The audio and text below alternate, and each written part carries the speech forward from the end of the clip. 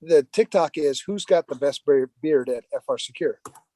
Oh, that's and so they're going around, and people are whatever saying. So then I went to the office today, so they caught me. They're like, "Hey, will you participate in this TikTok?" I'm like, "Yeah, sure. What do you want to know?" Well, who's got the best beard? So they asked me, who's got the best beard here? And I'm like, well, fuck, it's me. I mean, yeah, yours is pretty fucking spectacular. yeah, I mean, that's a no brainer. But this is where I plugged you. I said, if you want the best beard in security, it's got to be Chris. That dude is like fucking Gandalf. That's what I call him. That's how I describe him. No, Jack Daniels. Jack, I would say Jack. I haven't seen him recently. Well, let's face it, we haven't seen many folks recently. Jack Daniels is pretty freaking spectacular. We haven't done a how long is yours, how full is yours. Jack's is pretty spectacular. He's got a good. I don't know, man. For what I know, you take the cheese. So you'll be in a TikTok video. Oh my gosh, that's funny. Well, thank you. It'll be fun, I'm sure. I need to color it. I was actually going to do it for the 48-hour Vegas run, or 72 hours, or whatever the hell. I think it's gonna be like 48 hours out, do a whiskey tasting, say hi to some folks, and then just drive back. It's like one night. I have no fucking clue where I'm gonna sleep. I'll probably end up just sleeping in the suite that we end up doing the whiskey tasting. And to be honest, if I can sleep back, I'll be happy. I'll be leaving for Sturgis next week. Next week I'll be doing a show from Sturgis. Brian, I think it's your show to lead. No. Brett's going to Sturgis. I thought it was later. For some reason, I don't know. Let me shoot him a message. He was talking about not this Saturday, but next Saturday. So I leave Thursday. There's a pre-party in Mitchell, which is like halfway between here and Sturgis. Yeah.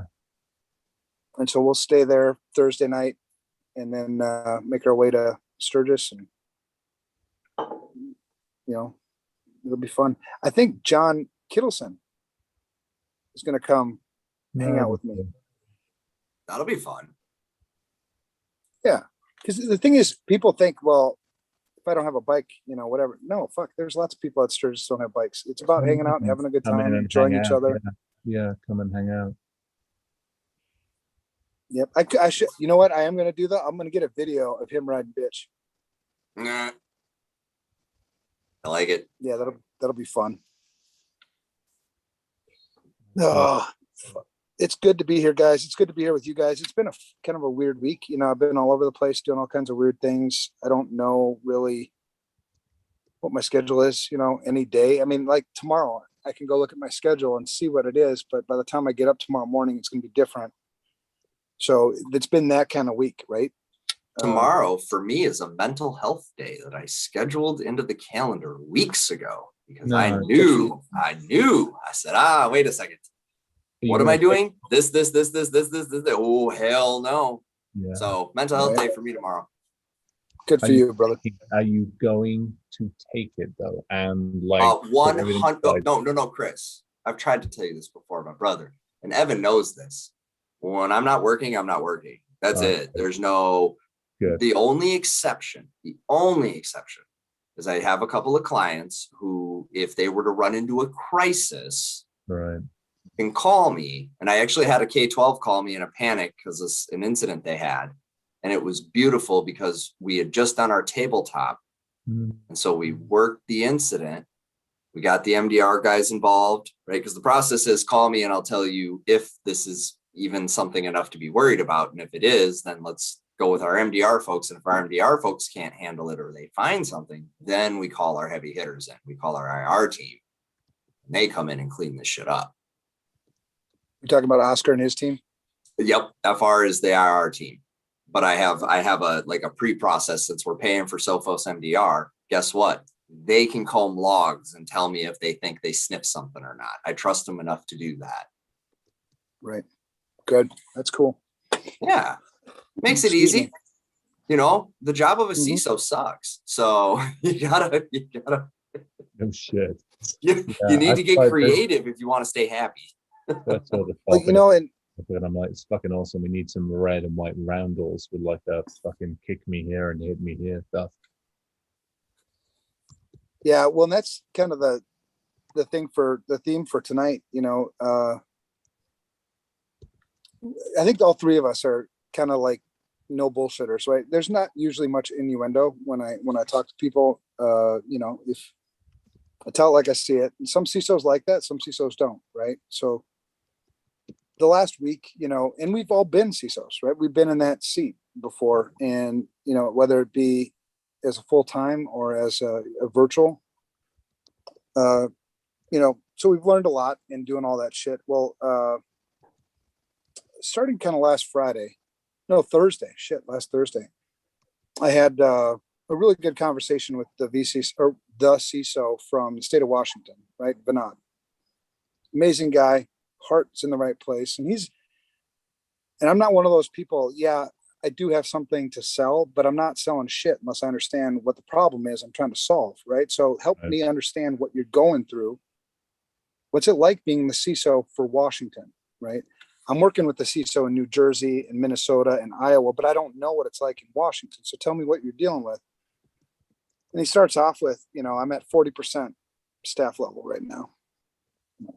Fuck. I'm assuming your job is hard enough at 100%. I can't imagine what it is at 40%. Right. And then he was named by the National Governors Association, I guess, that they named a couple of states to be the whole of state. That's what they call it, whole of state security approach, right? And so he's telling me all this shit, and about half hour in, I'm like, you can't win. Yeah. He's like, what do you mean? I go, you can't fucking do this. You just can't. And here's the reasons why you can't do it. Well, anyway, that was the conversation. I said, let me do this because I need to think about if there's the cool thing about being a consultant kind of thing is I'm not in the weeds, right? I can take a look, I can take a step back. That's one thing. Another thing is I can steal ideas from other people, right? I see a really good idea over here. I'm going to make that part of my tools, but my tool chest or whatever. And so you get these things. And I said, let me think. I'm going to put some stuff together, try to figure out, if there's a way to help you, a way to reposition things, a way to make the game a winnable game. And he's like, yeah, okay, that's great, whatever. So then I had lunch with one of my favorite CISOs of all time, Pat Joyce from Medtronic. And I was talking to him about, what are you doing? And he's getting to this point, and I can't really go too much into detail, but I mean, fucking guys, he's a Fortune 100 company. He's stressed out. You know what I mean? He's feeling it.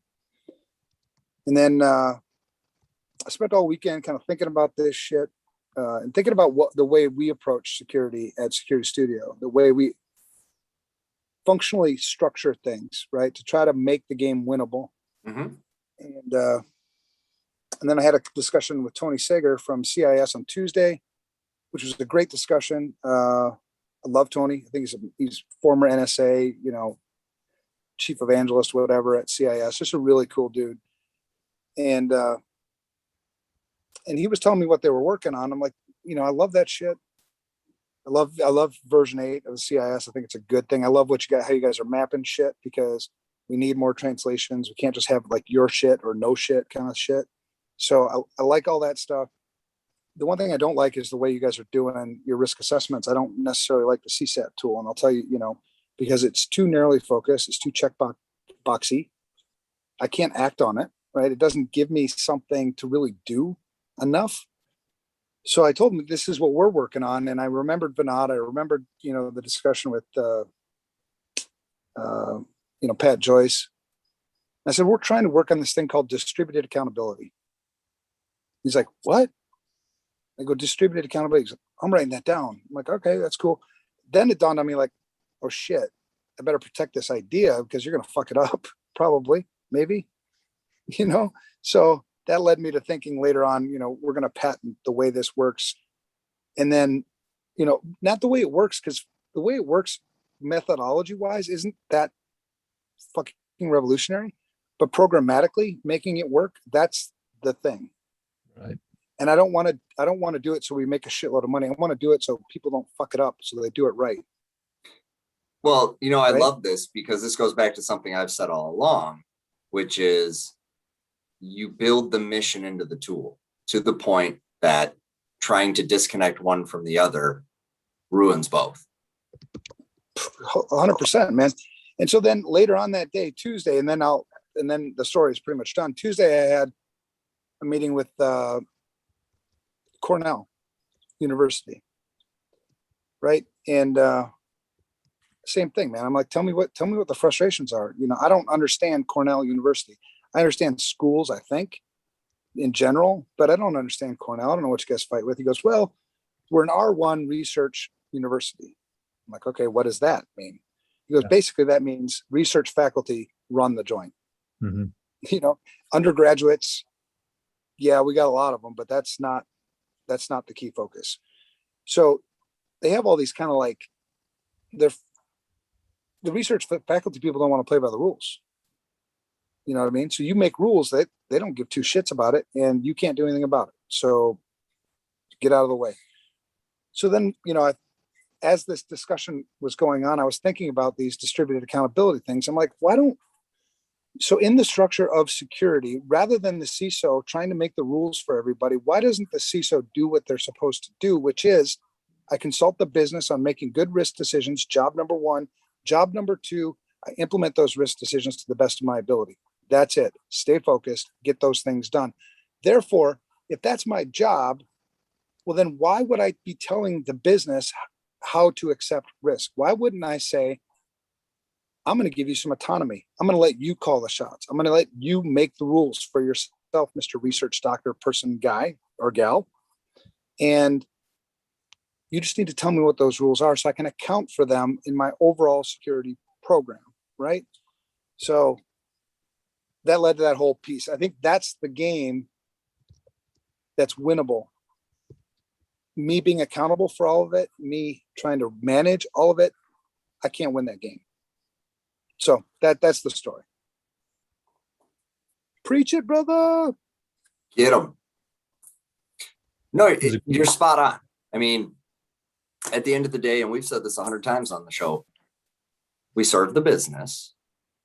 And this goes back to something. So Chris's voice has popped up in the back of my head a couple of times with the whole let them burn, right? And it popped up when I was dealing with this incident with one of the schools that they didn't meet the qualification of let them burn. They met the qualification of they've tried, they've put in effort, they have done to the best of their abilities, capabilities, resources, et cetera, to take this serious and move the needle as best as they can, given what they could do. I'm like, okay, that is what I've been looking for all along. And so to your point, Evan, about, you know, okay, fine, you want to do it. You know, it goes back to risk acceptance. Cool. Sign here. We'll see if we can maybe build a mousetrap to stop some of the stupid that you're about to do. But you walked into this knowingly. And so when the whole university gets ransomed, I'm taking that form and I'm going, that guy. And so right. to the Chris voice, right, let them burn a little bit. I think by distributing that accountability, because no one's still considering that their action impacts the whole. So I think we have to have some of that go down where all of a sudden, yeah, I was given all this autonomy to make a decision because I'm the doctor person, whatever, and I carry the big stick and I told the board to suck it because I'm working on the next thing for the patent that's going to keep them funded for 10 years. And they said, okay, whatever he said. But then when the whole thing gets hit, now that decision gets second guessed. Well, that's the thing. I mean, the autocratic way that we've done security so many times in so many different places, I make the rules. You're not going to live by the rules anyway. So you'll bypass my rules and I won't know it potentially. So then I can't account for the risk in the other parts of the business. However, if I openly allow you to choose your own risk appetite, what things do you want to do? What things do you not want to do? At least now I know where the risks are. We've got this collaboration, and now I can build walls between your shit and everybody else's shit because I know what's actually going on. Yeah. So I want to go back. Yeah. Where do we start on this one? I'm actually going to start where I'm just yelled at Chip again for the second time this evening. Let's start with, and actually Rachel hit this one. Go back to your CISO for a second. And this Mark Miller and I did a podcast earlier today, and he and I have been talking about it for a couple of weeks, and it was because of a LinkedIn post I put out where I basically said this shit's not that hard. you can actually do a lot of work with security, and shit ain't that hard. It just means rolling your fucking sleeves up, ignoring the gold star badges, and just getting on with stuff, which is when we go back to assets. And, you know, you got 40% of your staff and the other 60% are open recs. Go get a bunch of fucking interns and apprentices. Right. Go get them to do some of the simple basic stuff. Give them a clipboard, give them a pencil, and say, go count assets. And by the way, when you come back and you've actually identified what an asset is, then maybe we'll work you on a few other things. But until you get those basics, and by the way, when you're doing that, have a conversation with the person that's sitting at the desk and ask them these 4 questions. There's your 6 heads that take some of the menial stuff off and actually also help you identify, back to what you guys just talked about the lead and burn. They help you identify where those lead and burn areas are, at which point now you build a little bit of a wall around them, put a fucking safety net under them. So when they do drop dead, they don't take the rest of the fucking business down with them. I got no problem. I actually don't have a problem with killing people, as long as I target those people very accurately and I use them as a lesson. This is the reason this person died, and this is the reason you didn't die, because we basically built a little bit of a safety net.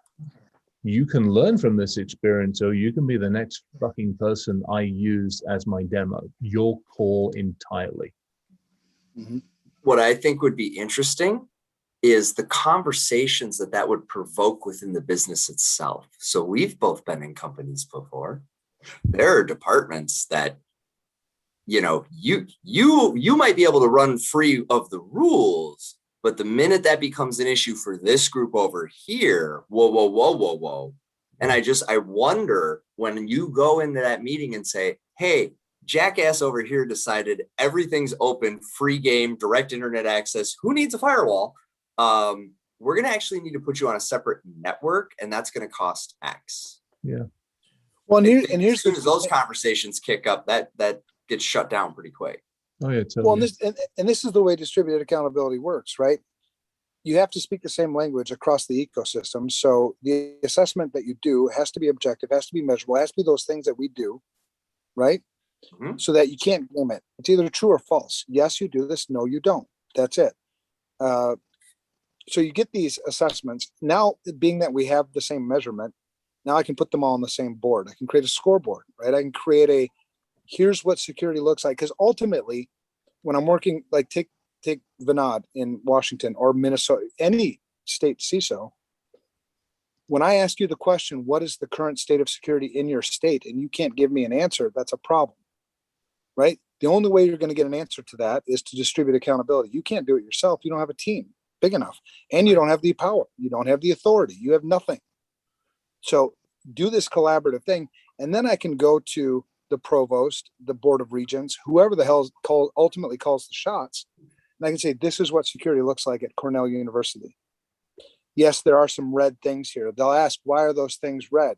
Well, because those are the risk choices that they accepted. Well, I don't like red.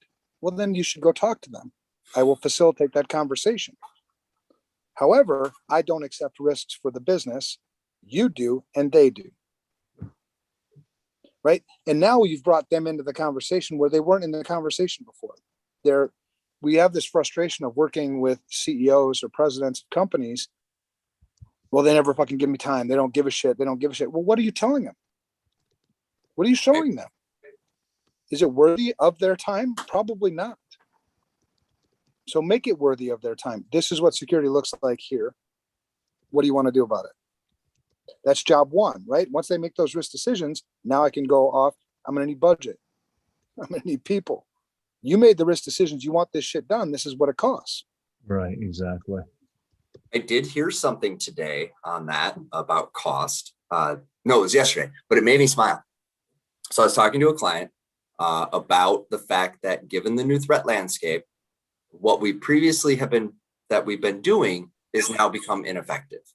That there's some new flavors to some stuff. We're going to need to ramp up our maturity a little bit. And they said, great timing, about to go in and have the budget conversations. Gonna tell the board, this is the cost of doing business. That's the pitch. It isn't, I need money. It isn't fund me. It's, if you want to continue to operate as this business in this space, this is the new minimum cost to doing that in a not, crazy way, in a way that allows us to reduce the likelihood that we're going to have to shut down and not be able to provide service to our customers.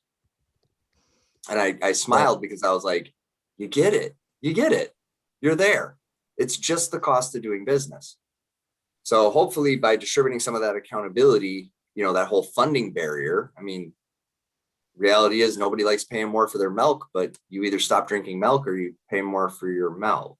So I just put something up on the thread. Schmooze said something which kind of triggered some memory, shall we say? And it's a classic example of something we're talking about here, which is, when we were being taught how to move, as crazy as it might sound, we were going through basic, and it was the SF side of the world. When we were taught how to move, not just how to do urban warfare, but actually how to move in a group, how to move in a team, how to go through a building and all that shit.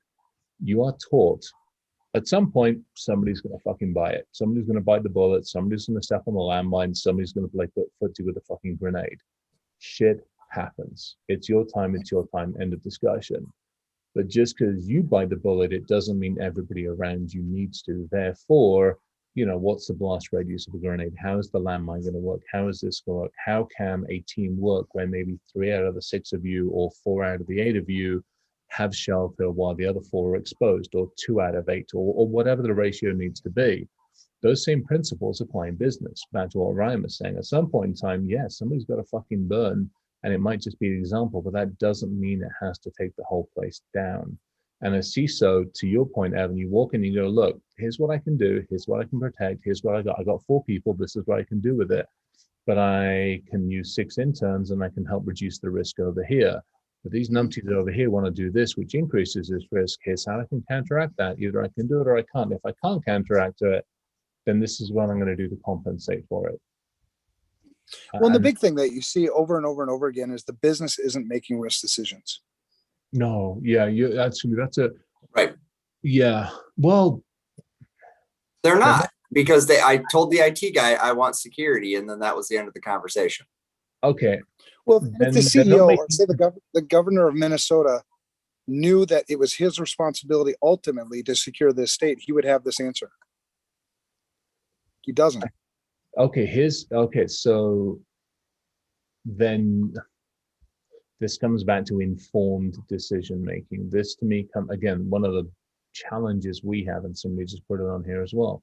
One of the challenges we have is we, being the royal we of information security, come in and go, hey, I got this widget for you and it'll cover you, you're good. And the CEO is like, fuck, hell, that's only going to cost me this much. And the CISO is like, oh, motherfuckers, because, they got to them at a lunch or a dinner or an RSA or wherever. And so part of the challenge is informed decision-making capabilities in our section of the industry are not where they need to be. Not in the same way you make financial decisions, or not in the same way you make informed manufacturing or transportation decisions. For whatever reason, whatever reason that says I'm not going to go bet everything on black or on red. I'm not taking companies' profits from last year and taking them to fucking Vegas. That's not a good financial decision.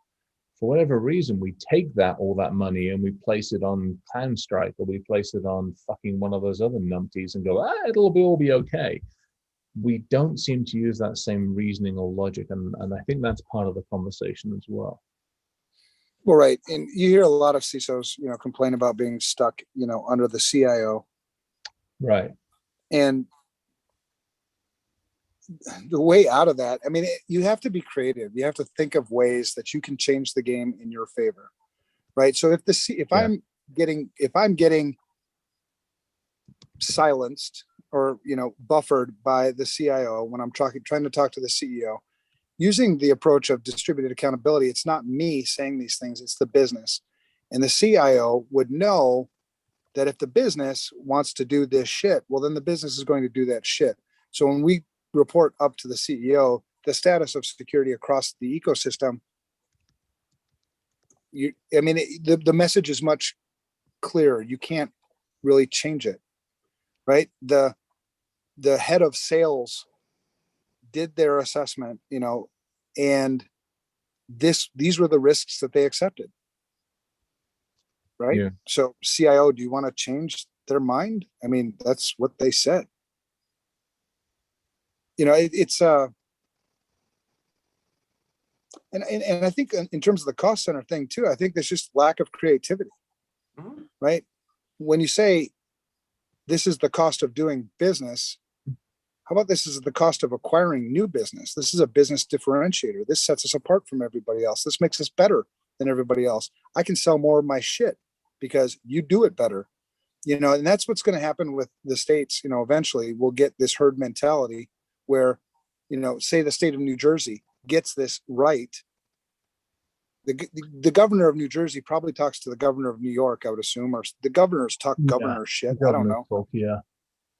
And so they're going to be like, hey, we're doing this thing with security. Check this shit out. And the governor of New York's going to be like, why the fuck don't I have that?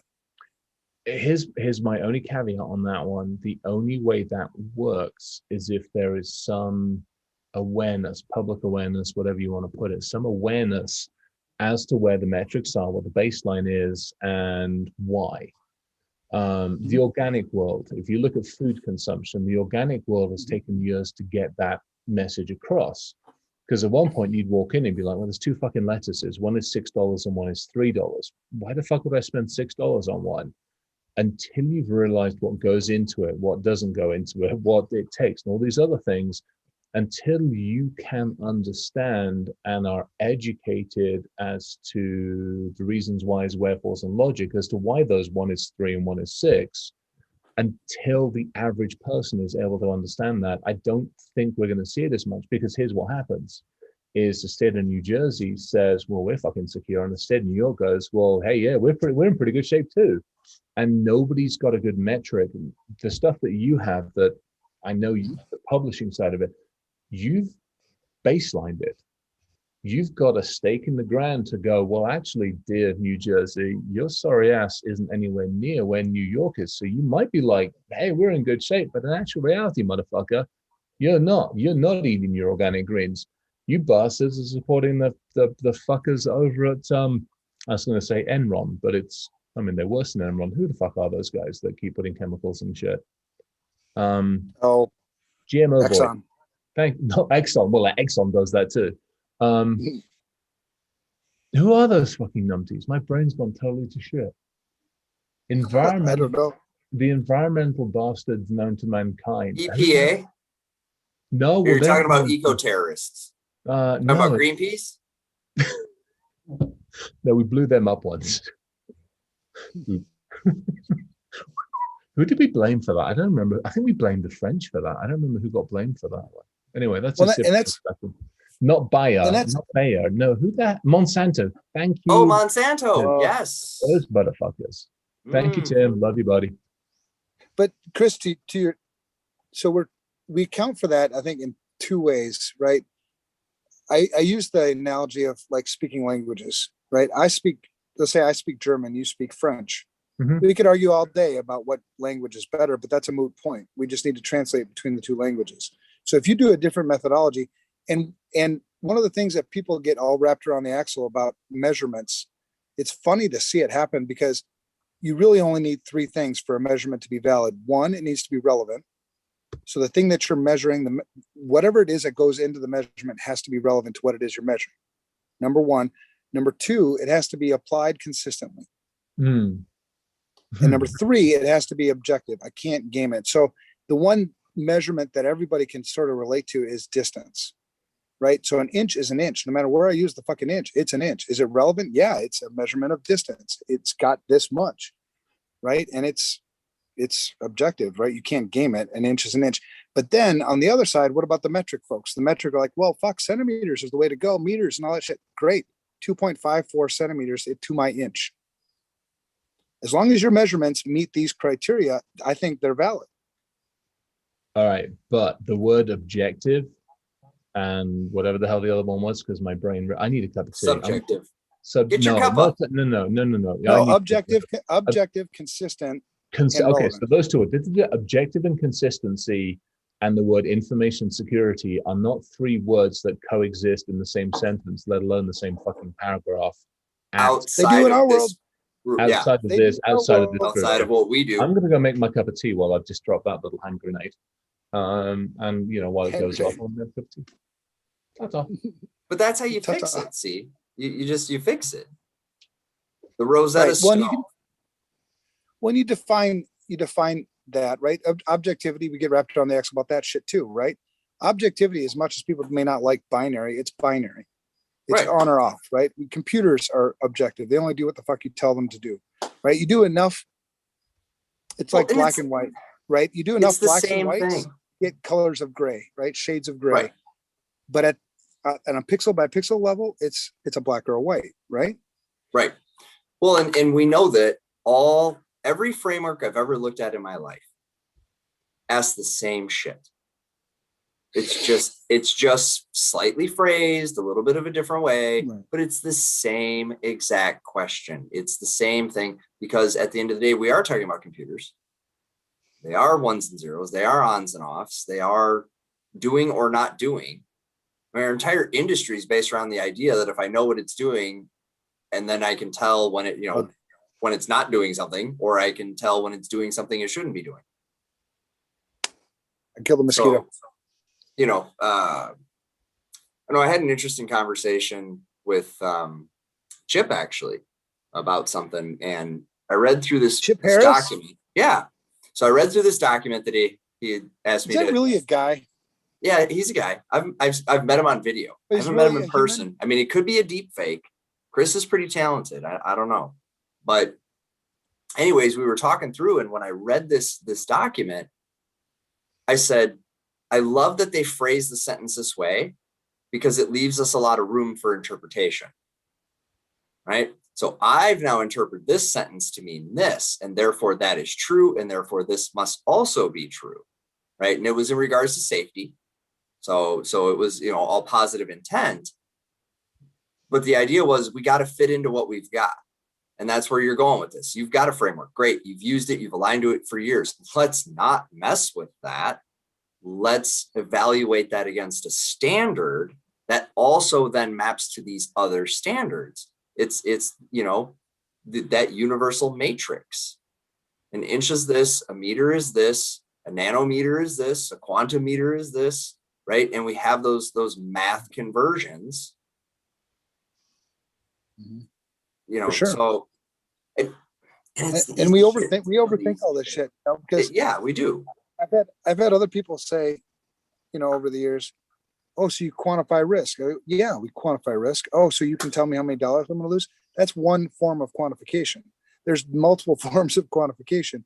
And then they'll compare you. Well, what about the FAIR methodology? There's nothing wrong with the FAIR methodology. It's a perfectly good methodology.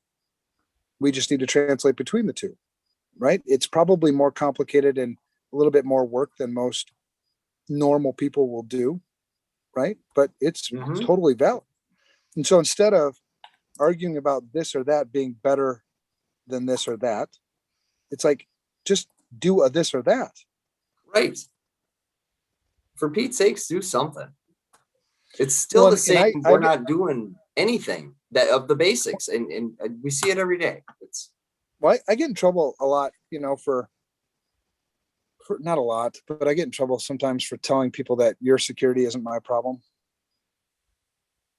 I mean, my security is my problem, and the people who hire me to do their security, theirs is my problem, but your security is not my problem. And so if you don't want to play ball with me, that's fine. It's your problem. You're going to suffer the consequences of that. On a macro scale, we're all going to suffer a little bit, but fuck, that's on you. So that same thing applies with the distributed accountability. If they make these shitty risk decisions, and I give them the best information possible to make good risk decisions, yet you still chose your shitty risk decision, your bad decision is not my problem. I need to account for it in the protection of other things that are making good decisions. But at the end of the day, kind of on your own. Well, it's like your poor planning doesn't constitute an emergency on my behalf. Right. It's the same thing. Well, I think we're getting there. So I saw the House pass some legislation. Is it the best I've ever seen? No. Which house? The U.S. House, Okay. the House of Congress, passed 5 bills that actually take a legitimate swing at improving the information security posture in this country by creating some accountability, by holding businesses to an accountability, and to do some of the fundamentals. Now, So like all legislation, I haven't seen this shit. You should share it, man. Find it. I did share it. Where? Don't on your read the stuff I LinkedIn. send you. I What? send you No, things there's all like- the time. No. That was on LinkedIn. That wasn't sent to me. That was a LinkedIn thing. Excuse me. You got to use the back channel, Ryan. You can just I tag well, me. no. I haven't used. I've been off social media pretty much this last couple of weeks, man. I have no time. Sorry, but all right. All good. That's I cool. will. So get it'll you. have to. So it passed through the House, right? It's through It committee. passed It the actually House. full vote of the House. Bipartisan. Okay, so now it's going to go into, we'll have to go through Senate and all that bullshit. The bipartisan, really? Yep. Was this the Capitol security one?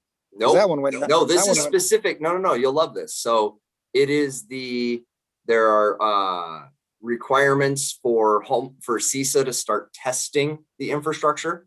There are requirements for vuln Oh my scanning. God. There are more fucking CISA. Are you fucking or kidding me? CISA and DHS. Basically, the federal government would like to take full responsibility for information security for the U.S. They can't. Guess what? Get it Fucking passed can't. any fucking way. Let's make some progress and we can fire and adjust. Adjust. Yeah, whatever. Here's a Sorry, here's something's better than nothing. maybe.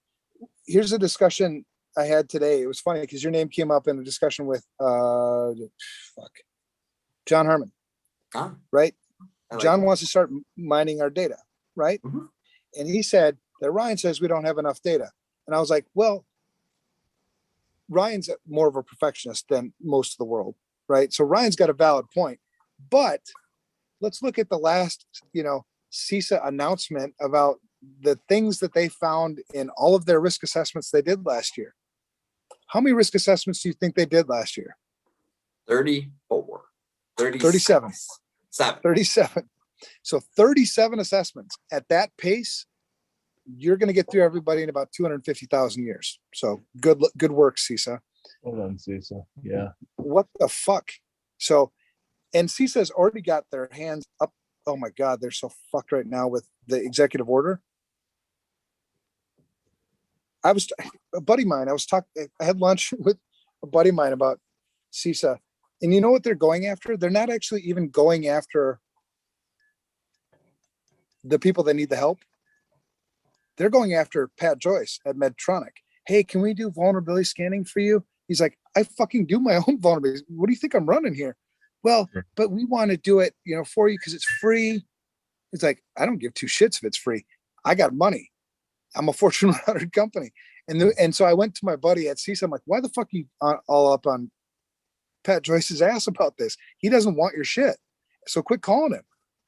And they're like, well, because if we can get them, we get the name. Yeah, it's fucking bullshit. Yeah. So, okay. Fuck, I was so pissed off. And I was like, all right. So CISA can, in terms of this shit, they're doing a lot of good shit, right? And there are a lot of good people at CISA. But this shit of trying to do everything yourself, fuck you. It ain't going to work. What the fuck is going on? Sorry, I'm catching up. The government can't secure themselves. I know. But sorry, let it burn. I'd rather at this point, we got to do something. The world needs a big kick in the ass.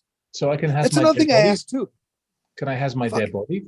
Am I hearing this from you properly? I can has my dead bodies now. Not dead, but seriously wounded. I'm Seriously, getting guys. comfortable with seriously wounded. A good How many strong limb.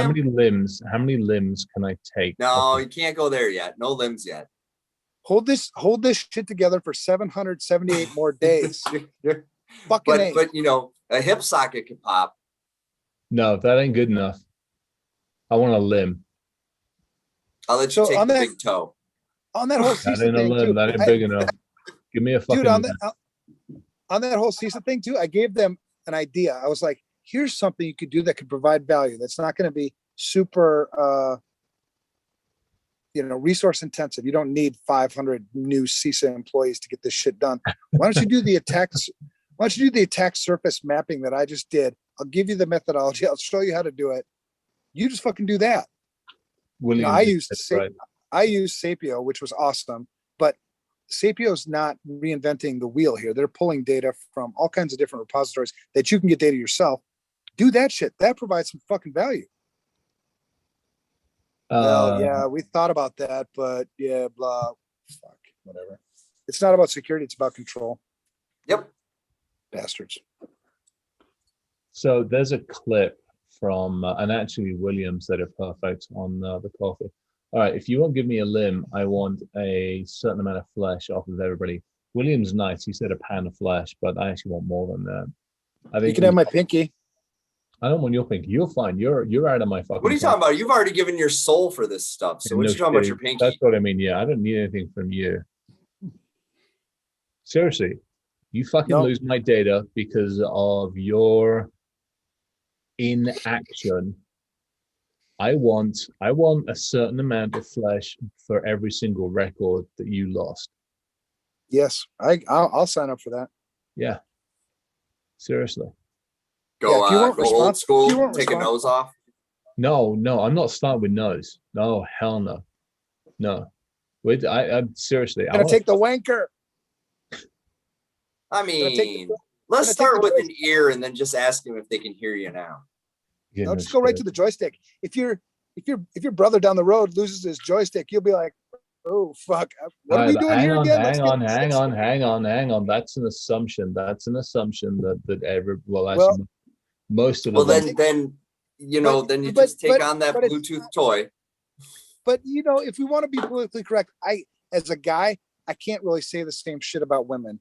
So I understand that there are women who are also in points of power, but most of them have got the shit together. I hate to say it. Let's be perfectly fucking honest. Most of them have got their shit together. It's us fucking dickheads. Not all, but I'd argue most. I think they have maybe more of their shit together, but they don't have shit together either. I'll go with the more. We'll go with the more, definitely. Yeah. Unfortunately, I know it's I won't. So anyway, yeah. So all right, I can't have an exact limb, but I can have a numerous pounds of flesh based off of how many data records they've lost. I don't know, man. If you took my joystick, I'd be like, maybe we do that. I'm telling you, that would fucking resonate with me. Can we go a little? Just put some nair on it. That'll set it straight. Just know that's what it is. For every record lost is an hour of nair down there. I'll get you a fucking asset inventory tonight if you threaten me with that. Just saying, just an hour of nair down there for every record lost. We don't need to take anything off them. Leave it on. It hurts more. Not bad. No, because you can get used to pain. You can get used to pain. You can get used to pain. Sorry. Yeah, once it's gone, it's gone. Yeah, that's a constant. Yeah, leave it on long enough, it'll disappear. There, but no, I want a limb. I want a limb. Give me a limb. Either I'm taking bodies. You just get to choose which body I take. I'm going to put your team in front of you, and after I've taken, whatever. Anyway. No, I get it, man. I think I need to do a LinkedIn post about the minefield, though, or a grenade, playing footsie with grenades. I think there needs to be a LinkedIn post about the relationship between Well, good luck connecting with anybody. Did they fix that shit yet? Oh, actually, I thought I got kicked off because that's the same behavior you'll see if you've been put in suspension, but they haven't told you. Yeah, Mark Miller was in the same boat because he and I were on the podcast, and I said something about somebody said it on the thing, and I went and Alma said it, and I'm like, oy vey. So yeah. Yeah, Schmooze is right. I really seriously I want body count. And I really think it's got, Ryan, you said it. You said it. All I am doing is So, but remember, that's me being frustrated. So what am I really doing about this? I'm working on a new talk series called How to Create a Culture of Care. oh, well, you care, I kill. It works. It's a good Why balance. should I care? Because Chris gonna kill you. That's a valid thing. And it's balance. This is bringing balance. Right. But yes, the more I bang my head on this, the quicker I realize that, and I don't know how to do this on a large scale yet, but like individual interactions, I don't have any problem at all imparting and impacting people and getting actual behavior change, hitting enough of the right triggers to get them to go, oh, fuck, yeah, I do care. I walked off stage today and the lady looks at me, she goes, this was fabulous. And I'm terrified. And I didn't even go down the fear route. I was just like straight facts, like this, that's you. Like do nothing, right? And that's going to happen to you. And it was just like, shit, that stuff matters. Those were words that resonated with me. I didn't speak anything technical. Who am I talking to? I'm talking to manufacturers. So unless I'm talking about packaging machines and distribution routes of logistics, they're not going to listen, right? So you got to hit them where they care. And yeah, so culture of care. I think that's how. Did you get me a new Harley yet? No, I'm working on it. Okay. But I think that allows us then to weed out the group that Chris gets to exterminate. Sweet. Well, I am thinking of you, buddy. And I appreciate it. I like the fact I like the fact that you're basically my target selection system. That actually makes me pretty happy. Yeah. I'm cool with I'll this. point to him. That one. What were you By gonna the say? way, No, it's like Psychology 101. The very first psychology class I took in college was Psychology 101, right? And Pavlov, that was the thing, right? So what motivated the dog, right? It was rewards or pain, right? So that's where you have to go if you want people to pay attention. Because here's the thing, that person might have been scared, or you put the fear of God into me, but they'll go home and they won't do anything. Because I mean, maybe she will, but for the most part, when we give these talks, because I had a talk last week and they were like, that was the best fucking talk, blah, blah, blah, blah, blah. Did any of them do anything? Doubtful.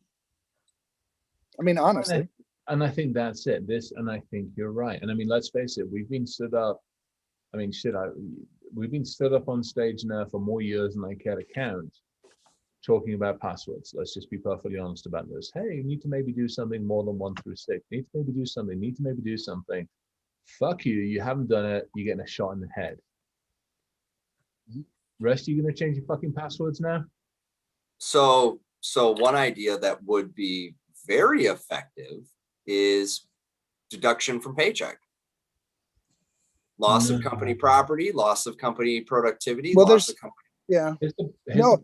That works. But take we already did this and it sort of worked in healthcare, right? If you remember meaningful use came out and you were going to get a whole big reimbursement check for your migration to electronic health records, right? In new EHR system, we were going to offset the cost of that if you did these 15 things, right? So you're going to get a few $100,000, maybe $1 million if you did these things. Number 15 on that list was to do an information security risk assessment.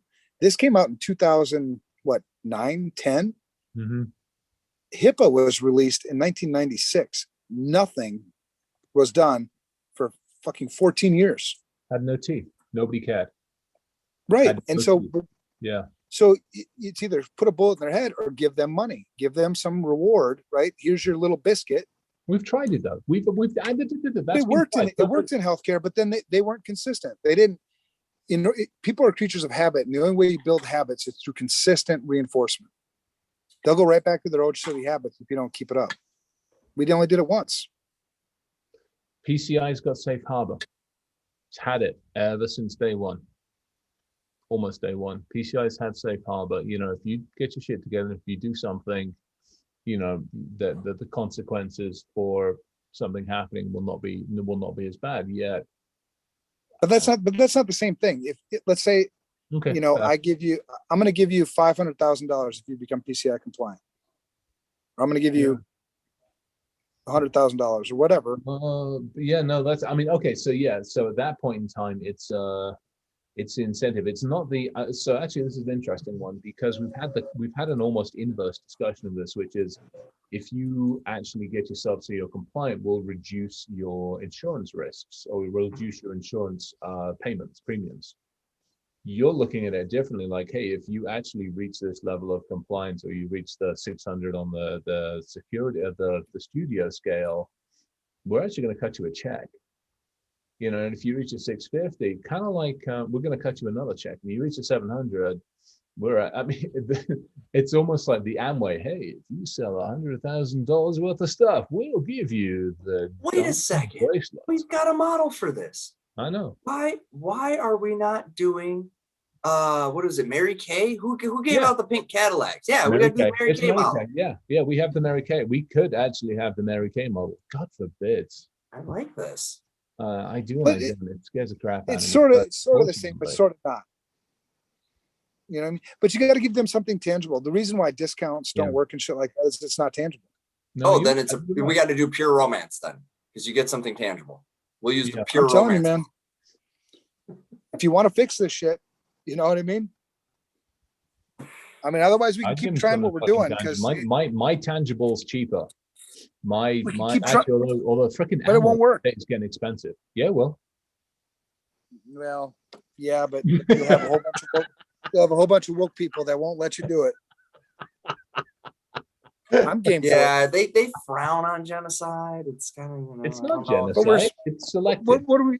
What are we shit? If you were to do it at the scale of guilty party assignment here, it would be genocide level numbers. If you took all, I know this is business. This is business. This is a hostile takeover. This is business. Okay, this is genocide. This is business. So, how many businesses today? 33. Hold on. Fair question. Can hold up to a 25-minute long sustained attack by a motivated, skilled attacker. 25 minutes. That's it. 25 minutes. Battle me back. 25 minutes. Battle you back. Battle anybody back. For 25 minutes, somebody that actually knows what they're doing. How many businesses do you think would be able to do that? Out of all of them. Give me a gut percentage that you think could legitimately keep up with a sustained, mildly sophisticated. Okay, so all right, I'm going to quantify this or qualify this one. We're going to ignore, just for sakes and shits and giggles, we'll take the top companies that are considered enterprises. We're going to ignore the 31 million small medium businesses. Let's narrow scope. Oh yeah, we're going to narrow the scope down to 300,000. We'll talk about the top enterprises, the top 300,000 organizations, and we'll keep it US centric for a minute. Out of those top 300,000, I would say I couldn't say more than 20, 30, maybe to push 30. But number, not percentage, 30 in a number. But when you talk about risk management, that's no, I'm playing fun here. This isn't risk management. Oh yeah, no, this isn't. So that means but that's the game. I think what matters is what's the biggest return on attackers' investment today, because that's where they're coming from. That's where they keep hitting over and over and over again. How many can sustain that? Can just stop? None, zero. Because again, we go back to assets. Nobody knows where all the fucking assets are. And all I have to do is go encrypt, I know, a few across everybody, 30 odd million small and medium businesses. Stop encrypting, start destroying. Get yourself some jackware. You want to play the game for real, get some jackware. No. Because if I destroy you, I can only destroy you once. If this is the reverse logic of what I want to do with killing you. This is Silk Road. This is no different. Hang on. This is no different. We've done for 3,000 years. If I rob you, I can come back in 6 months' time and rob you again, and I can come back 6 months after that and keep. But if I kill you, I've only got one fucking chance. No, but I'm not. No, hold on. This mafia style. So I break a finger with the jackware under the threat of killing you if you don't pay me the money. Then I get paid. I leave you alone. I come back. I break another finger. But after I've broken the first finger, Then I actually help you recover. See, this is what we do. And then Evan turns up and breaks another finger and shows you to recover. So now you're paying 2 of those.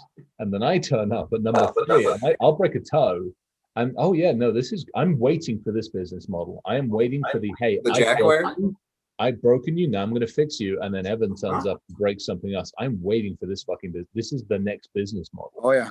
Well, and we've seen sort of variations of this where an attacker will go in and actually patch a system once they've got something planted. You know what I mean? Like fix to fix prevent their other shit. attackers from getting them out. Oh yeah, no shit. But then they usually, when the game is up, they'll open it back up. They'll open something back up again for another attacker or for them to come back again. You know, it's the model, right?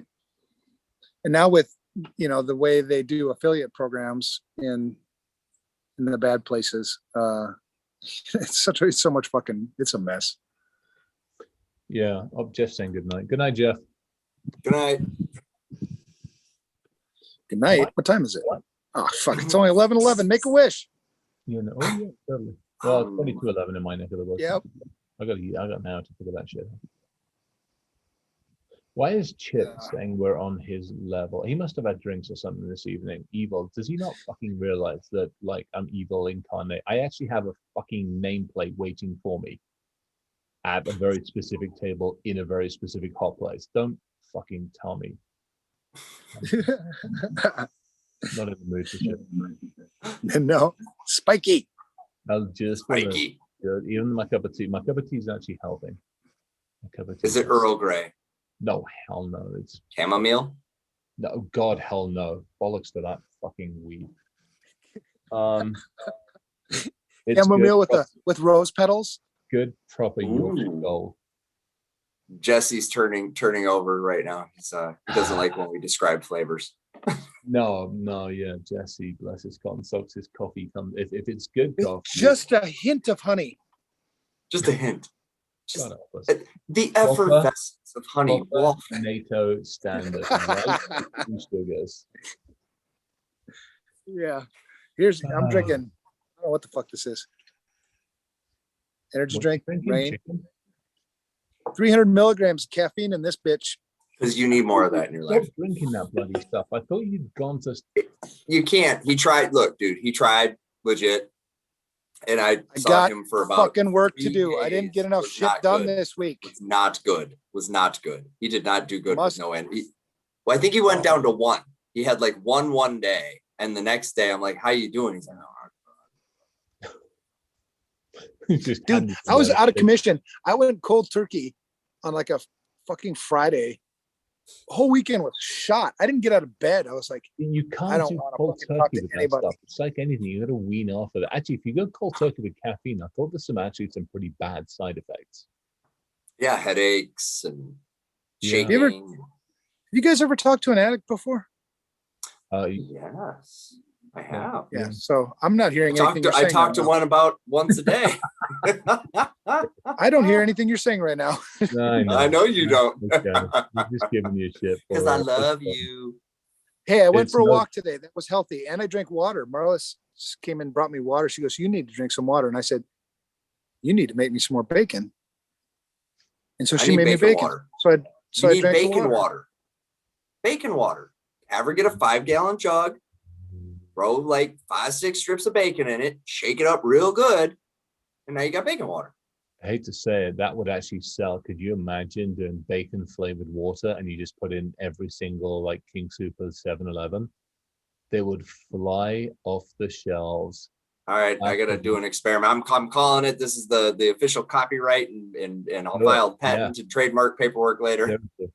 I'm calling it out. Let me- But hang on, now you can do different. let me be your QA. Yeah.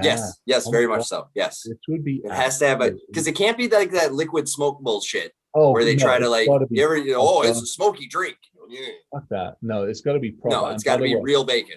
Yeah, you want. Yeah, you got to but- figure out a but- way Hmm? molecularly to make, because it's like bacon grease, right? If you put To bacon get grease the in fat, water, right? To get the fat to be soluble within the water.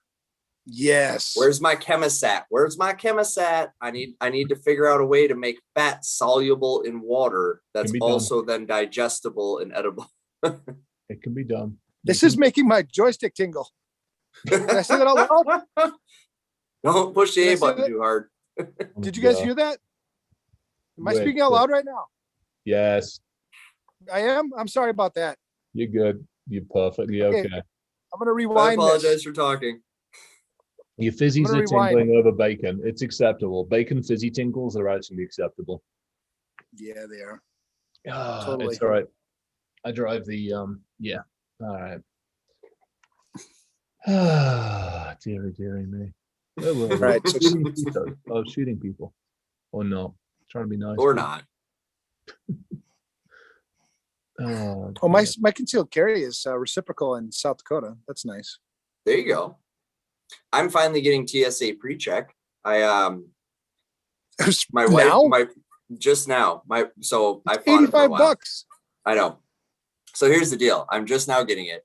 And because my wife has decided she cannot speak to me in an airport because, well, Ryan doesn't do well with lines. He's just not, I'm like, for fuck's sake, figure it out, people. It's not that hard. Your shit goes in the So you bin. put The it- guy's you- told you 17 times what you need to do. You travel a lot and you put up I with this do. for this long. So, okay, Yes. so go back to Pavlov. That had to be fucking painful as hell before you finally got the like, hey, I can go through P-check, leave my fucking shoes on, leave my computers in the bag, and actually go through the short line. So I purposely fought that because I'm one of them weird guys that goes, not a fan of the government. Don't want to go You through pay it. taxes. But then it dawned on me, what are you, an idiot there? Do you know all this shit anyways? All you're really doing is signing an affidavit that goes, if I'm a dickhole about this, you can really get me. yeah, that's really all you're doing. I mean, seriously. That's it. All I'm doing is signing an affidavit that's I giving actually them authorization to take a slightly more aggressive action than normally they'd be able to. I need to I double love check and pre-check. see what mine, because I got a message saying my global had been paused or Well, that's the other one. Since I have to renew my passport, I'm just going to go global entry and be done with it. Yeah. They already have my face and fingers. They come on. They listen to the show. They, Exactly. Yeah. They- just- When you're they getting, know you're what gonna they be need coming, to. you're gonna be coming down Huh? to Mexico a hell of a lot more. Well, that's why I need that global entry. Because if I land in Chicago, I'm going to stab somebody. Hey, why have you stopped learning Spanish? Because I've been busy focusing on other things and I have not been able to allocate the time. Because by the time I 15 can minutes. learn Spanish, my brain is mushy. I think I'll take some of the blame for that one because of the stuff we're doing with Dave. So I'll take some of the blame. No. Nobody take no blame. This is the life I signed up for. I love it. My life is amazing. Okay. Out of my And teeth. this is the part where I grind. Remember, tomorrow's mental health day. I'm very respectful of my boundaries. I'm never going to allow myself to burn out like I did once before. That's a promise I made to me and everybody around me. So I manage my shit. I go hard. I'll probably do Spanish tomorrow because I won't have any other things to do. And learning Spanish for me that's not a burden. That's not, cumbersome. It's not work. It's not, there's no pressure to learn the Spanish. I'm doing it because I want to do it and I enjoy doing it. So that's why I'll be probably picking that back up. Amy's been kicking my ass. She's been kicking my ass in Spanish. I come home and she is like got all this new stuff to say. And so we're still, I'm using her too to learn a little bit. So I haven't been on the app, but I've been practicing with her at home. We're gonna get a new tattoo. So it's two. Shit. Oh yeah. You're saying that you came up with. Yeah, we didn't come up with it. It's the most romantic way to say I love you, and it translates to "you are my orange." That's the direct translation. So it's, what is it? You're better at Spanish, Evan. What is "you are my orange"? Tú eres mi naranja. There you go. But it was half of an orange, right? So it's media. But what it means, right? So because Spanish is a beautiful language, so there's direct translation and then meaning, because most languages have that. It means you are my other half. Or you are my half orange. And we thought it was really cute. Marlis is my bacon. Bacon. I thought she was your biatch. Well, okay, there's a story behind that. She's your bacon biatch. In a good way. I have in a positive way. Right. So the story behind that was we were set up on a blind date. Right. It was a coworker of mine. His wife knew Marlis, right? Worked together. Right. So we went and had, this blind date. Right. The first date went like shit. Long story. It's personal, but it didn't go well. But then the next one, we're all four together and I was talking and I was like, this is James. He's my bitch. She goes, well, I thought I was your bitch. I'm like, so it's a term of endearment. You know what I mean? It's not, you don't have, that's the thing about words, right? Context matters. Intent matters, right? There's all kinds of words that if you, like the word fuck, right? Depends on how you use it. If I say fuck you, that's a bad use of that word. If I say, well, what the fuck, that's a different use. You know what I mean? So I think a lot of times people jump to, because in that term of endearment, I've called Marlis my bitch and people are like, you call your wife that? Well, yeah, you got to understand the fucking intent behind it. Context. Yeah. But that's another thing that I was going to write an article about. Who the hell came up with the saying, first impressions are everything? Oh, I don't know. That's a good one. Because if you think about it, it is amazing how we as humans, if you look at the stuff behind them, you study the psychology side of things. If you look at humans, how quickly we make those initial judgments. And right. And they're wrong. Shit ton load to untangle them sometimes. Right. I mean, and I wrote like an article once about, if you look at me, I'm a white guy, big beard, drive a pickup truck, drive a Harley. I've got tattoos all of myself and I carry a gun. Right. What do you think of me? Who redneck, racist son bitch. Fuck, that is so far from the truth. But it's that first impression where we just jump to the conclusion, like, I know who the fuck you are, but you don't. You've met Jesse. You know exactly who, Jesse. I love Jesse. I mean, you want, same thing with first impressions. I had perfect example again today. So we're selling, long story short, there's a Mercedes SL600 over at the farm that's not in good shape because of some stuff. Leave it at that for the minute. A couple of guys came to look at it today, and if you just went by first impressions, you'd have that WTF, like what the fuck. But walked up, just started off on a perfect conversation, shook hands a whole lot, and we just hit it off. Perfect conversation, because I'm not perfect on my long stretch, but I will try to go in with no preconceived ideas, thoughts, notions, because I have got a Jesse, because of you guys, because of numerous people around me, that if I'd have made those first impressions and stuck to them, I'd be fucked. I'd be sitting in a very, very narrow pool of individuals, which would piss me off, to be right. I always remind myself that I don't know where they're at today. Oh, yeah, interesting. Okay. So did they just hang up finding out their mom has stage 4 cancer and now they turn to me to say hi? Yeah, exactly. Did the wife this morning give him a Dear John letter? I mean, you have no clue. And people show up. Like, people show up to shit that if I was living through that at that moment, I wouldn't be there. But they're there and they're putting on the face and they're doing the thing. And it's especially true in the work we do. I get on the phone with people all the time. I don't know what their day. That's why I always try to find out, like, how you feeling? And I listen for that tone of voice. I don't listen for the words. I listen to hear how they respond. And I don't care what your accent is or your speech pattern or whatever. When you're sad, you sound sad. When you're mad, you sound mad. Foreign languages. I can tell when somebody's pissed off in a foreign language. I don't need to know what they're saying. I can hear it in the tone, even if it's not like a yelling. You know what I mean? And so I just do that check.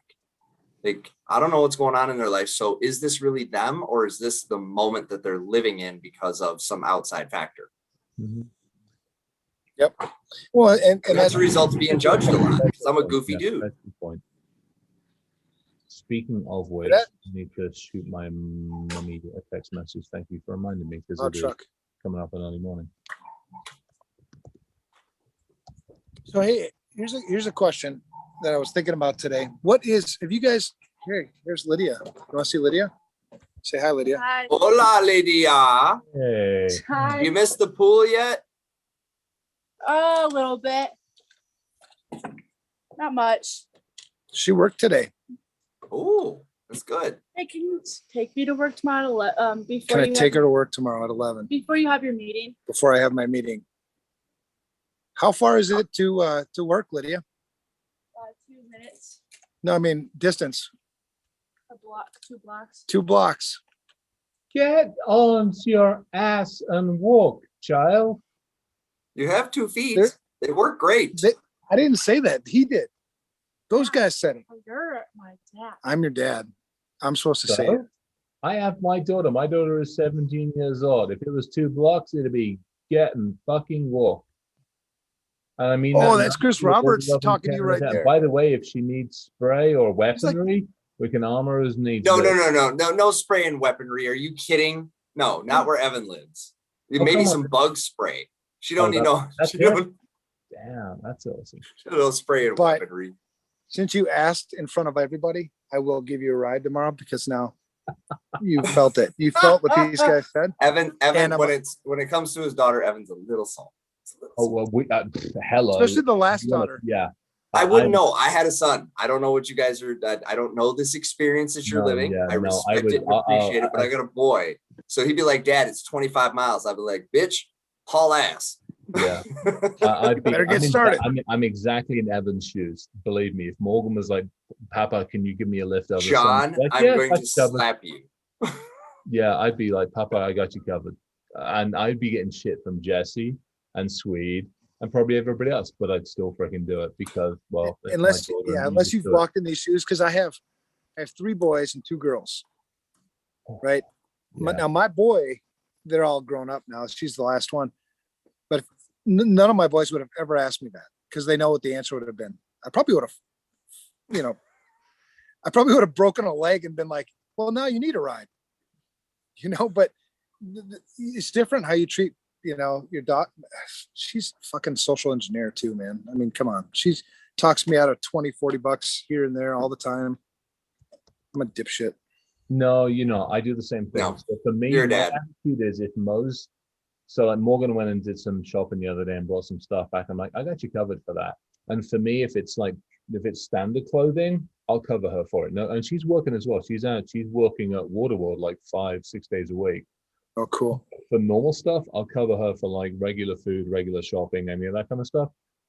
You want something special or something crazy, that's on you. Or maybe we go 50-50 on it.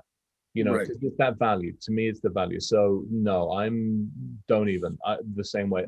For me, though, on the money side of things, it's like, okay, what are you using it for? What do you need it for? What's going on? What's happening? Whatever. I want to know what the justification is for it, and then we'll have a conversation if needs be around it. Yeah. Same thing if she's going out with a friend. To me, it's like, hey, if you're going out with a friend, you might want to go Dutch, but always have enough money to cover them as well, just in case. Just make sure because if you're the one that's inviting, you should be the one that's doing the paying. Yeah, totally, man. Yeah, I'm with you, and to me, it's I get it. Mine's got a new job. He's actually working hard. That's awesome, He's man. working, Oh, that's working as fantastic. he's working as a painter. Oh no And he's way. dangling out. He's doing fire damage cleanup and like restoration work. Very good. So That's cool. it is very good. Yes, Dad That's is hard- that's hard proud of work. him for that. Yes, it is. It's very hard work. So he's on a kick, and I can't say that I disagree with it. He's on a kick to make it so he can. Right now, he wants to come back and rub it in my face, which fine. I don't care how you make it, just make it. Right? He'll grow out of that, but he's like, no, I'm gonna prove I'm a man. I'm gonna do good. Please do that because your ass couldn't hold down a job when you lived here, so it's cool. He's like, Dad, Yeah. you were right. Cold and hungry sucks. And when the going gets tough and you're knocked down, you can come over to the house and borrow my pair of man pants. Mm-hmm. It's like Mo. I got she an extra comes- pair. It's like Mo. I mean, she's working. It's busy work that she's doing where she's working and da da da da. But she comes back after like 9 or 10 in the morning till like 5 or 6 at night, and I'm worn out and I'm tired and I can't do it. I'm like, young lady, get used to this shit. This is it's Yeah. like welcome to the real world. I believe my quote to my son when I hugged him and he's like, I'm dirty. I'm like, I don't care, whatever. I haven't seen you in months. Like, I'm gonna give you a hug. And I hugged him and he's like, I'm so tired. And I said, son, and I pulled him back a little bit, put my hands on my shoulder, and I said, welcome to adulthood. Yeah. Yeah. Fuck, I don't know how to get untired some days. You know what I mean? Like, no shit, pal. Like, well, yeah. Well, I got up before the sun and I worked until it went down. I said, yep, that's a thing. Yeah. And get used to it. It's nice I can put it. Yeah. I mean, I'll do it with Mo. I mean, you guys are probably thinking the same way. What I'd love to be able to do with Morgan is get her through college without her having to come out with debt. And we've had that conversation. She knows what that's going to take. And especially with the other shit that I got going on, I would love her to have that start where she's not already incumbent, but she also knows what that's going to take to get there. And she realizes it, she sees it. So it's actually kind of a cool set of conversations because she's actually working hard as well to help with that. She's having the conversations with herself about, hey, do I stay in state? Do I look at this one? Do I go out of state? What can I apply for to reduce that burden? So it's actually really nice to see that she's thinking about it and not actually just taking it for granted. I think. Well, and what I did with Joe was, you have to pay for your own school. You have to figure out a way to pay for it. Go get your student loans, do whatever the hell you need to do. And then with the intent all along, the only other person who knew was my wife, is once you graduate, I'll just pay off your debt. Oh, that's totally cool. But you have to go through that process to learn how to qualify for a loan, how to struggle with, how much do I need? All this budget shit. You got to figure that shit out. And I remember when the day he graduated, we were handing out gifts and I took him into the kitchen. I'm like, hey, my gift to you is I'm just going to pay off your loan. And he was like, just tears came, rushing down. I go, because you got the point. You did it. You worked it yourself. I didn't help you one bit. This was all you. Right now, I'm just going to get you a fresh start because you proved to me that you're worthy of it. Totally fucking cool. My son doesn't listen to this, so he doesn't know this, but I've been waiting with bated breath to hook him up.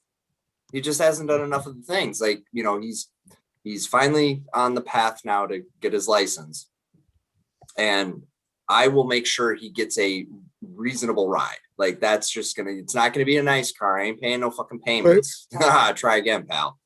But I also don't want you to buy something that 5 minutes after you get in it, the transmission drops out. And right. So, but I want to see him move that direction. I want him, when he's like, hey, Dad, all right, I saved up a couple grand. Let's go buy this car. Then I'm just going to buy the car. That will be the moment and the lesson and all that. Right. But like, I don't know. Sometimes I'm envious of you guys because your kids seem to have more motivation. No, mine seems to lack. I don't know why you lack motivation. Dude, you're half me, for fuck's sake. Like, I'm a super motivated dude. Did you get none of it? No, but because I've seen lots of people, man, and you have too, where like the parents are damn near perfect. In terms of like, I know, and I know it's not. I know it's not. You teach them right from wrong. I got a friend who lives like 2 houses down. He's got 5 kids. 4 of them turned out fucking amazing. One's just a dipshit. Raised them the same way. I don't know how the hell that kid turned out to be like that. I'm like, send him over to my house. Well, I'll be his friend for a while. Try something different. Yeah, I'd love to have him do some work around here. I got plenty of shit to do that I'm getting tired of doing. If you don't do it, then I just I can't tell you what we do because I don't know if it's legal. Yeah, no. This No. is not insane. But one of the things I was wondering, have you guys ever done strengths finders? Mm-hmm. I don't remember what the hell my results were, but yeah, I've done it. That ITJT? No, that's the Myers-Briggs. That's some like made up shit by a couple old ladies in a kitchen. It's true. I had to Google the shit. It's true. Were a couple they old ladies making in the kitchen came up with that shit. If they were making bacon, they're valid. No, they weren't making bacon. They were making up some bullshit. Oh, but The strength finders, yeah. So what I liked about it was the whole basement and attic concept, right? You have your basically strengths and weakness.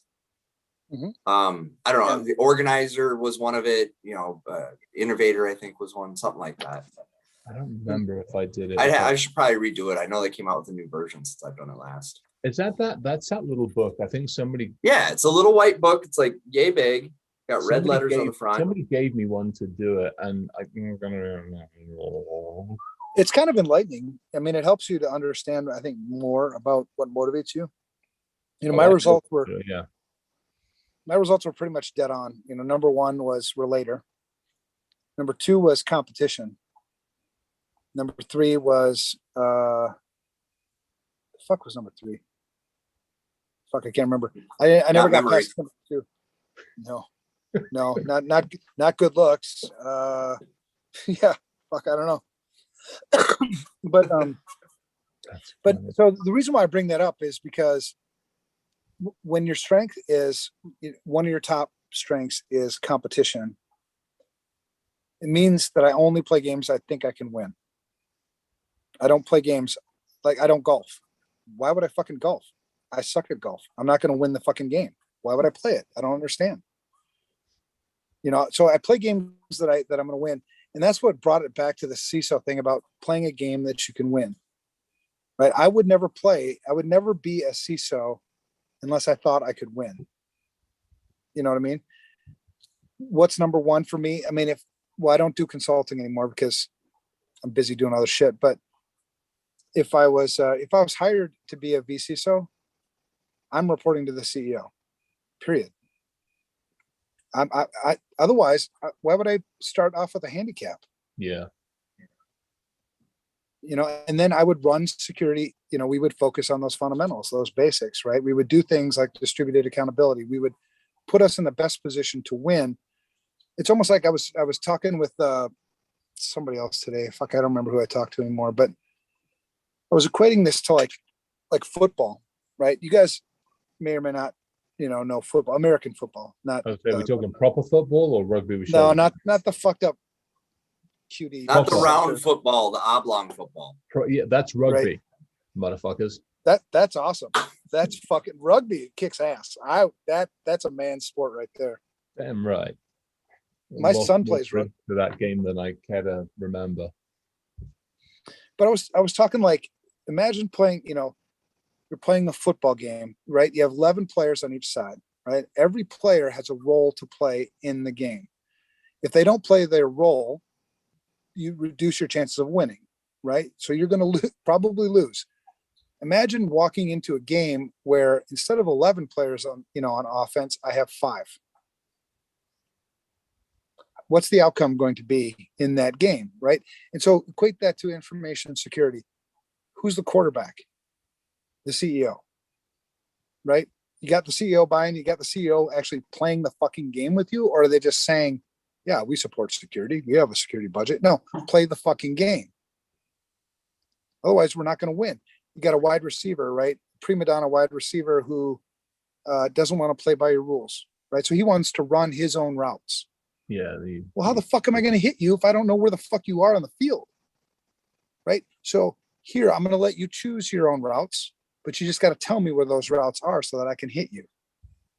Right? So that's kind of another way to look at the analogy of distributed accountability. It's bringing people into the game. I need all 11 players, and we have to play from a playbook that we're all playing from. Let me add one extra thing to that. And this has come from personal experience, including some stuff fairly recently that I'm just digging myself out of. As you walk into that prospective organization, you need to have as long as list as they do of questions to ask them that they think they have to ask you, and have the nous to understand and realize when they might be getting a little loose with the truth, shall we say. Exactly. No, yeah, 100%. Yeah, that to me is the big one. I can deal with anything if you're honest with me and you got integrity and I know what the fuck I'm walking into. Right.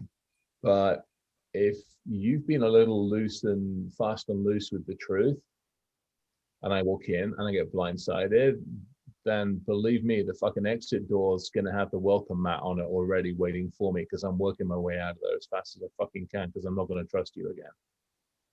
Yeah, I have zero tolerance for that. That's our number one core value, And because we tell the truth. rightly as it fucking should be, to be perfectly honest. Yep, we hire fire by that. It's easier that way. Easier what? To Good. tell the truth? Tell the truth. Should be. It's easier. Yeah. No. I didn't say the person on the receiving end of it enjoyed that experience or wanted that experience. That's where we perceive the difficulty to come from. But if you're the person doing the truth telling, that's the easiest way. No, you're right. Well, and I've been It's just people don't like to hear things. Did I ever tell you the story? We were flying back from Bulgaria. Oh, We had a yes, layover. yes. We had a layover in Frankfurt, and it was me, John Harmon, and our lead developer at the time, right? We're having lunch. And for some reason, we're talking about, traveling to Central America and how, who's been to Central America and who hasn't. And for some reason, I don't know why even to this day, I'm like, why the fuck did you say that? I was like, oh, I've been to Central America or South America. And they're like, you have? I'm like, yeah. Where have you been? Buenos Aires. And I was like, what the fuck am I doing? I got myself into this like, oh shit, what the hell? Well, then, we went about eating and everything, right? It was water under the bridge, and then we, put all our plates away and whatever the fuck. And then we started walking to the gate, and I'm like, you guys? And they're like, what? I'm like, I fucking lied to you. Like, what do you mean? I go, I said I'd been to South America. I've never been to fucking South America. I don't know why the fuck I said that. And they're like, okay, why does this matter? I go, because I fucking lied. Right. I mean, that's just like, why? I don't even understand why. I think it was because I wanted to be part of the conversation, part of the cool kids. But yeah, you had to come clean, and that they still use that as an example, but that's integrity, right? I mean, you make a mistake, fine. You made a mistake, own up to it. You can correct lies I by think telling the truth. so. To me, it's a different situation because you knew who you were with. I had a similar but different. I was out looking at cars Saturday, I think it was, and I'm out there. I drive into one of the lots where there's some interesting stuff in. I get looking around. Sales guys there, they are the vultures kind of coming over and having a conversation. And we got talking about engines or something. He's trying to explain to me this engine. I'm like, well, actually, it's this, this, and this. He's like, oh, you know a little bit. I'm like, yeah, I got a couple of these. And we talked a little bit about Mercedes. And I'm like, oh, I got AMGs. He's like, yeah, I know. I had an AMG. I'm like, oh, which one? And he's like, well, I don't actually remember which one it was. I'm like, okay, was it a C? Was it this? And I'm like, I'm going to catch you. And then the problem is at that point, when I caught him and I clicked that one open, I just kept going. And every time he would be like, it was one of those, like, I've done that or I've seen that, I start digging into it. I'm like, you just run into the wrong person at this point in time. So the integrity, I mean, rather than him saying, oh, that's cool, and I'd love to have one or something like that, or I don't know what it was. I don't know if it was like, I want to buddy with you, I want to be a friend with you, I want to try and do this, I want to try and keep the one-upmanship going or anything like that. But to me, I'd have so much more respect if they were like, damn, that's cool, talk to me about it or something like that, as opposed to, yeah, I had one of those. Oh, great. Which one did you have? Because I've probably had the similar fucking one to you, so we can have a good conversation. Oh, you didn't? Right. Yeah. Yeah, I had one black hat. I took Chris Hadnagy's course, right? And it was an awesome course. And so you do classwork during the day, and then at night you'd go and social engineer people. You try out the exercises, which was awesome. I loved it. Well, the last class was essentially Chris and two of his people were going to text you the target in a mall, right? So you're in a mall, and they've given you, these are the things that we want from you to get from this stranger. And so they would, text you the target. And so you'd get the text, you're like, okay, who's that? Okay, I got to go get that person. Right. And they would observe and give you, critique your, I guess your technique or whatever. Yeah. And So the first one they gave me was this, the lady in the hijab, HIJAB. I didn't know what the hell that was at the time. And I was like, the fuck is that? And they're like, and they text the guy, the lady sitting down right next to you. I'm like, oh, that one. So I struck up a conversation with her, and we're talking and building some rapport, and I think I needed to get her name, her job, something else, whatever. And so I struck up this conversation, and I got the information from her, and then out of the corner of my eye, I see this dude kind of walking up. You can tell when people are walking direct with purpose versus just wandering. So I see this guy, and I'm like, okay, this is weird. So I get up, have a good day, and I start, waiting for my next target, and then I get my next target. Well, this dude like interrupts me. He's like, "Hey, what are you doing?" I go, "Well, I'm, conducting some, just having conversations, walking around the mall, meeting new people, and I don't know." He's like, "Well, you just asked my wife a whole bunch of questions right there." I go, "All right, I got to tell you the truth. I'm doing research right now. I'm a student over here in the sociology department in the University of Nevada, Las Vegas. So I'm coming up with this shit on the fly. I hadn't built a pretext." Yeah. And so, I'm doing this research thing, and, so we come around and ask people, things. He goes, "Oh, who's your professor?" And I froze. I was like, fuck, I can't come up with the name. I'm like, all right, dude, I got to tell you the truth. I'm here with Black Hat doing this class. This is what, see those three over there? Yeah. Those are my instructors. He goes, "I thought something was fucked up." I'm like, what gave it away? And he goes, "Well, I'm a police officer."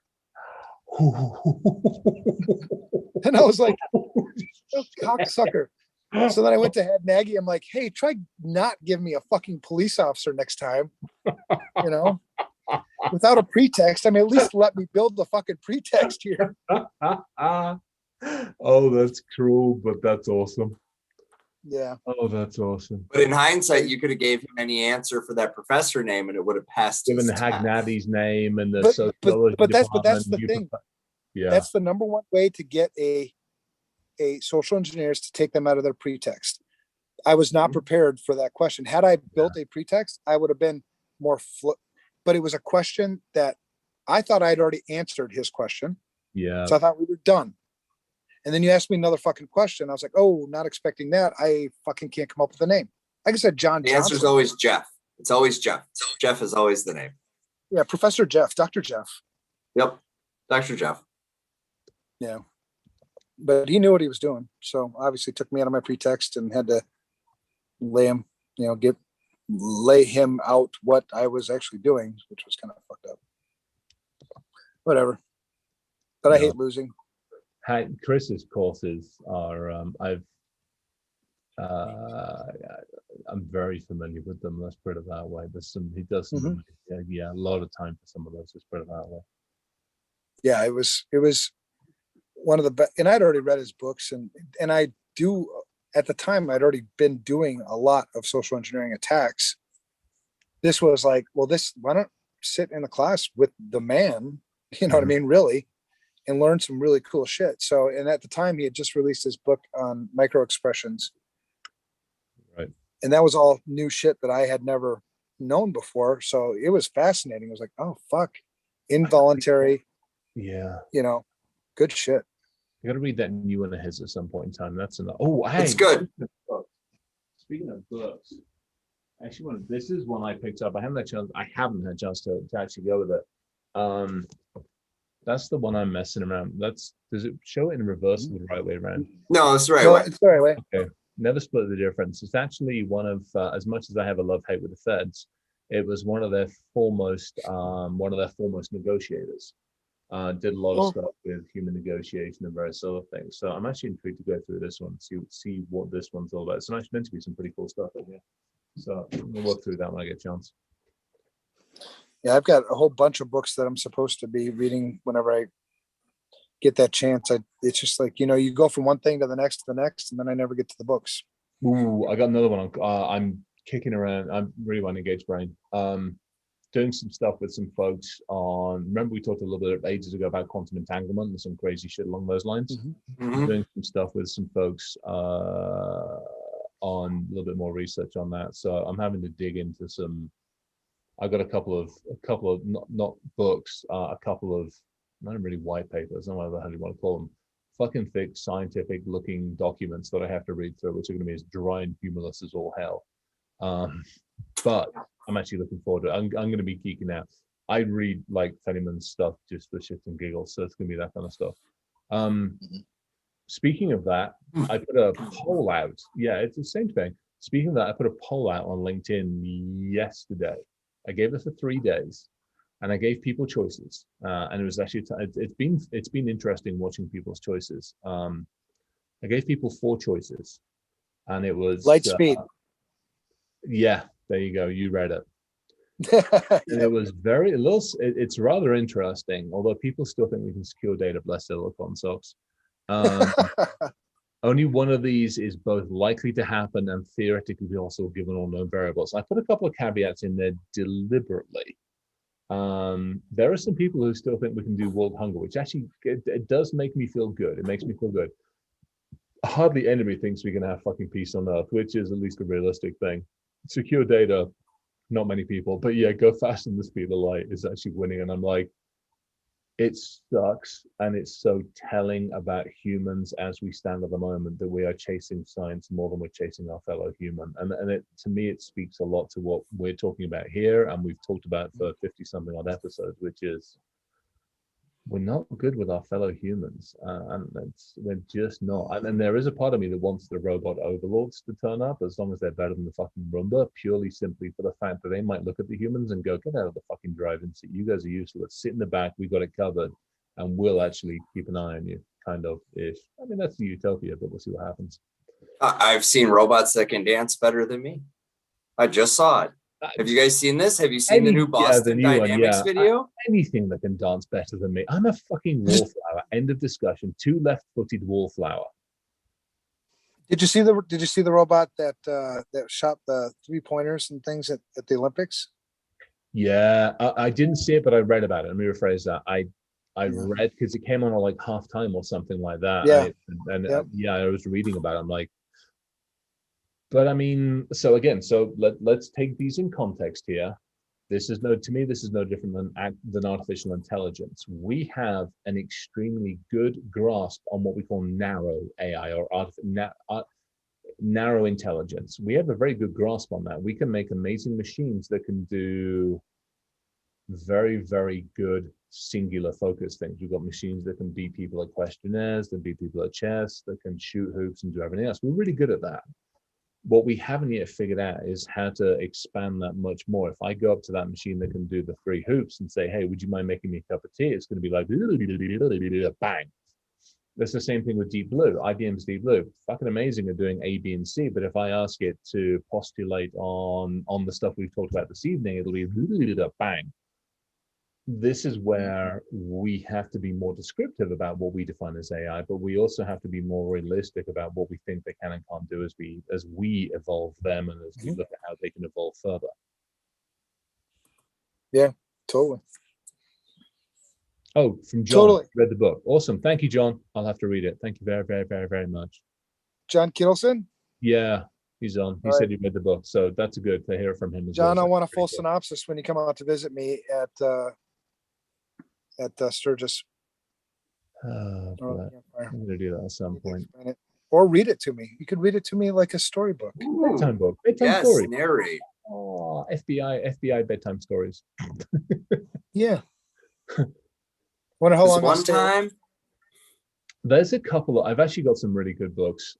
There's a couple of really, really good like Fed books and other ones, like what everybody says. And there's a really fantastic one that I give to anybody getting into like our industry, which is all about skip tracing, and how, especially when they're doing intelligent research, it's all about skip tracing, and it's the How to Disappear book, and it's fantastic because again, if you look at it from the adverse side of it, now I know how and where to look at all those other shenanigans. No, that's good shit. Yeah, I've got a reading list. I actually have a reading. When everybody says, "Hey, would you recommend?" I've got a reading list of books I recommend to people. Yeah, I don't have that. I still watch I- movies. Steal mine. For God's sake, Reading it's is too here. much work.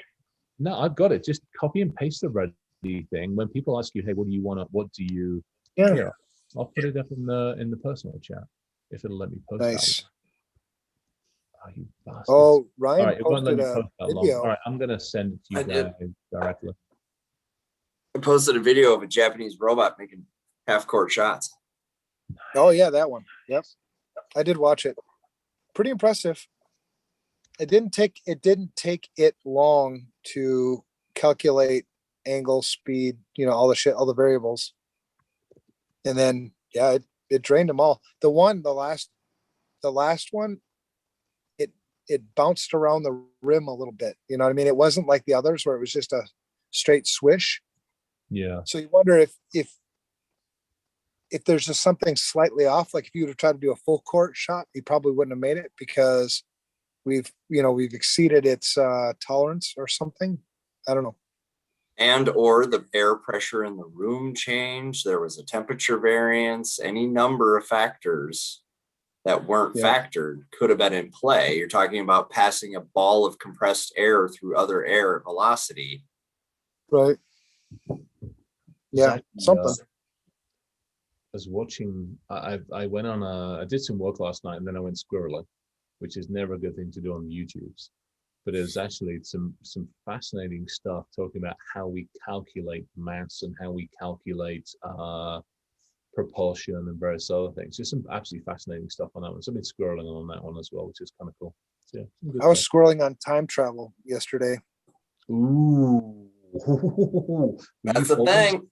Were you playing and folding space? Were you having some fun with that? Or were you quantum realming or just having some shit fun with it with Star Wars? No, I was watching videos from a bunch of guys that are a lot smarter than me on these things, physicists, and like, oh, interesting. And then one worked it out, some of the one paradox where if you go into the past and kill yourself, yep, you know what I mean? And he worked it out. He worked it out mathematically, and it's like it's accounted for. You can still time travel with that in effect. Yeah, there's some absolutely fascinating stuff out there about the paradox architectures. Well, I mean, part of it is as well. Yeah, I mean, there's some really cool stuff depending upon. Yeah, there's some cool. We actually should do an entire topic. We should do an entire shit show on like not just on like time travel theory, faster than light theories, and some other stuff. We just need to do that just for shits and giggles. It would actually be if we do it, can we do it as the physics that have been established and not as theory?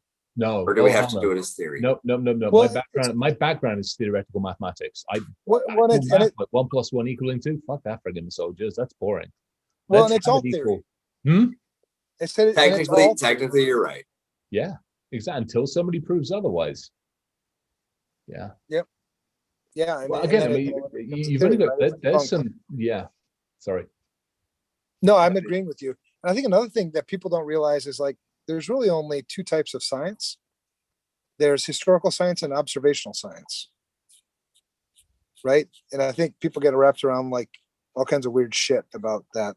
But anyway. I would love that. Would actually be a fun that we could actually have some fun with this one for shits and giggles. Yeah. Gene just said string theory. I mean, if you go back to some of the classic stuff 10, 15, 20 years ago, where we were talking about universal scale and molecular scale and the whole concept of like grand unification theories between string and everything else and quantum architectural stuff, and how some of that shit's just been blown to pieces and some of it's actually slightly holding together. Some really cool stuff on that one. Have you guys ever read anything on the grand unification side of the world? Because it really tries to tie classic into some of the stuff that we're throwing around on the quantum and theoretical realms today. It's a ton of fun actually. I have not, but I will read up if we're going to do that for one class. Well worth it. Like seriously well worth it. There's a couple, I'll have to go dig the books out. There's a couple of just fantastic books that were done on, and they're easy read books. They're not crazy books. They're easy read. Oh, Wikipedia. Yay for us. There we go. Grand unification. I love you. You're awesome. Yeah, there we go. Standard model electromagnetic weak strong forces. I freaking love this theory, and I love where it was trying to figure it all out and trying to tie everything together, because you've got two very, very well represented theories that work at certain levels, but when you try to meld them together, it all falls to pieces, which is fantastic because it means somewhere we haven't figured shit out yet, and that's what I love about it. We haven't figured shit out, and to me, that's just fucking fascinating. Well, that's where the fun lies. Oh my All god! right, boys. Yeah. I'm tired. And We're it going is, to nighttime. it is midnight for you guys as well. All right. It's been a Good long day. conversation, and I You guys are actually awesome. totally appreciate it today. Finger. Yeah, Appreciate it. do it. Get your work done, you fucking guys. We didn't do enough shit today. I actually did some work while we were talking. I hasten to say I'm sorry. I'm trying to help this individual out, and I just sent them like 4 sections back to try and help them while we were talking. But I have No, I'm kidding. I don't know what I'm gonna do. I'm probably gonna learn some Spanish. I actually think I'm gonna sit down. I'm gonna hang out with the Wolfmount. I need some Wolfmount hug time. I'm gonna go hang with the Wolfmount for a little bit. I might actually take after you, Ryan. I'm gonna work tomorrow morning and maybe just goof off for a little bit in the afternoon. I like your example. Mental health day is definitely worth it, man. Seriously. Well, Just- Well, and it has to be like, no, you can't do it. You can't. Your gut instincts will be like, it's Friday. I should. Nope, you can do it. my Saturdays. Well, did you? My Saturdays are that way. Yeah, and did you see that? Mental Health Hackers is one of the sponsors of Hacks and Hops too. Nice. Yeah. I'm excited for that. That's awesome. That makes me fun. There's some. I'm gonna cool- ride my bike down.